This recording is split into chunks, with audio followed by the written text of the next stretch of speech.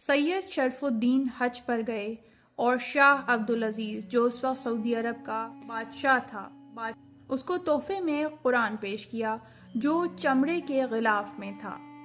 بادشاہ نے قرآن لیا، سر پر رکھا اور چوما۔ اسی وقت سید شرف الدین نے پوچھا، آپ اس چمڑے کو کیوں چوم رہے ہیں؟ یہ تو صرف کھال ہے۔ بادشاہ نے فوراً جواب دیا، میں کھال کو نہیں چوم رہا، میرا مقصد وہ قرآن ہے جو اس کے اندر ہے۔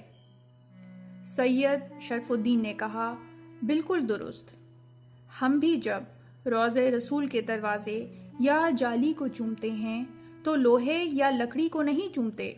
ہمارے پیش نظر رسول اللہ صلی اللہ علیہ وآلہ وسلم کی ہستی کی تعظیم ہے جو اسی روضے میں موجود ہے۔ یہ سنتے ہی مجمع میں ایک عجیب سی کیفیت ہو گئی اور سب لوگ واہ واہ کرنے لگے۔